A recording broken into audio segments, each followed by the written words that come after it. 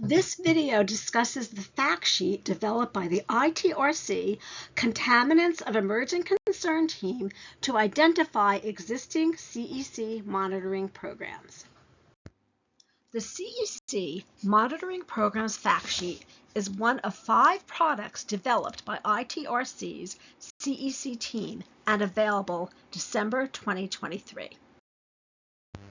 A key goal of this video is to help you to understand how to use the Monitoring Programs table. We hope that you will consider it to be a resource worth revisiting for formulating your own CEC monitoring programs. This video will contain a discussion of what is included in the table and what its limitations are, as well as how to use the table to search for current CEC monitoring programs. The CEC Monitoring Programs fact sheet consists of both a written narrative and an Excel table. The narrative discusses what the CEC Monitoring Program table contains, what it does not contain, and how it can be used.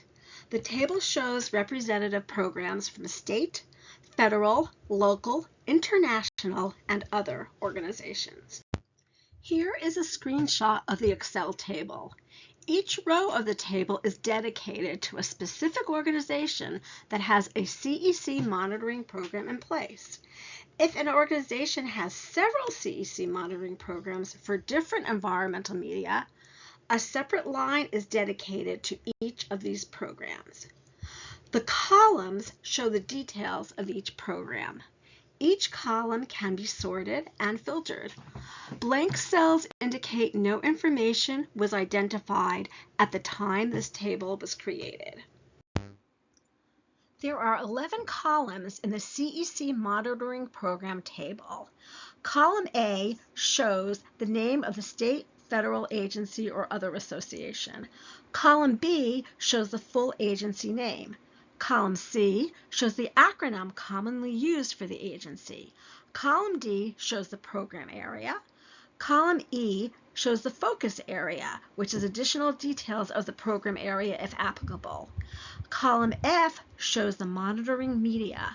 Column G shows the description of which contaminants of emerging concern are addressed in the monitoring program. Column H shows a short description of the monitoring program and additional details if needed. Column I shows a reference to the legislation if applicable. Column J shows a hyperlink to the home of the monitoring program. And column K shows a hyperlink to specific database if applicable for the CEC. There are 17 types of programs covered in the table.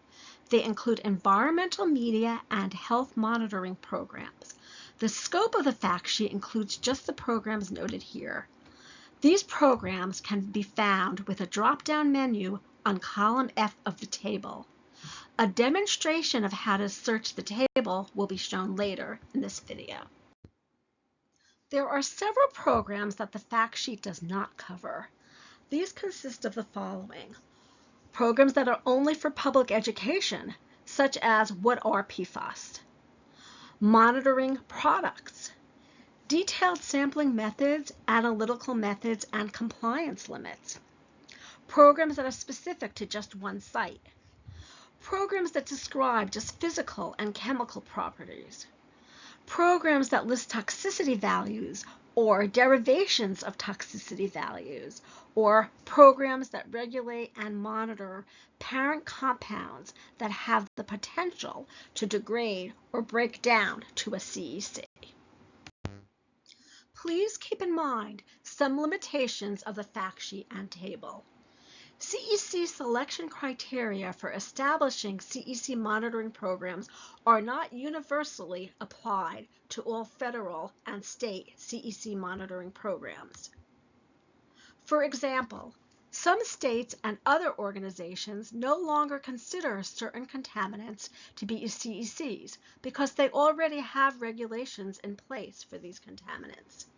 In these cases, the organization already may have a monitoring program for these contaminants, but the program is not listed on this table because the organization no longer considers the contaminant to be a CEC.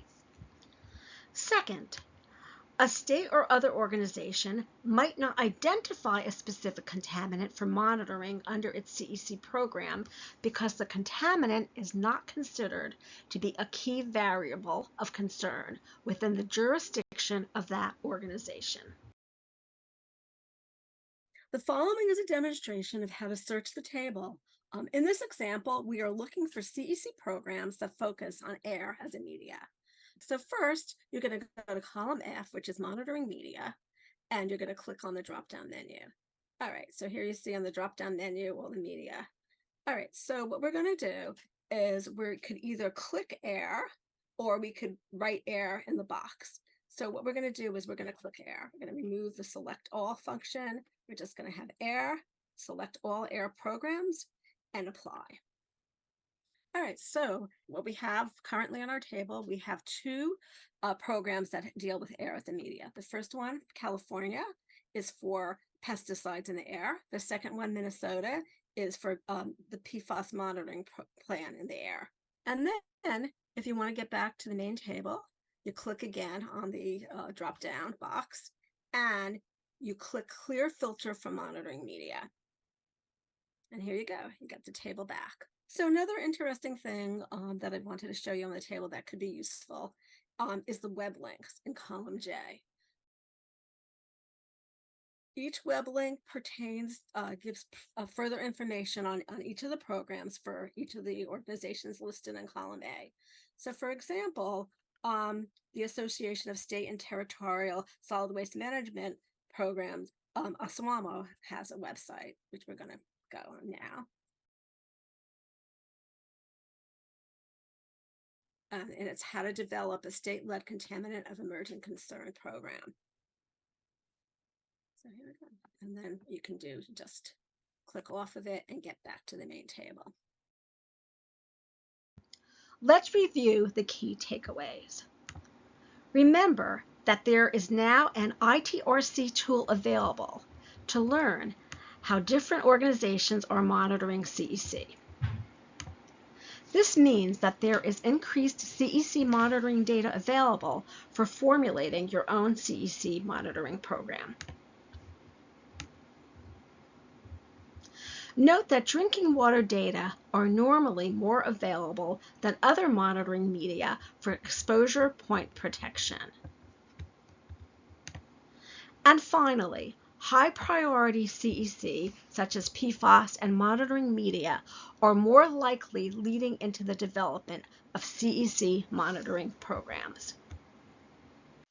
Please visit cec-1.itrcweb.org to view this fact sheet and Excel tool, as well as other tools and resources developed by the ITRC Contaminants of Emerging Concern team.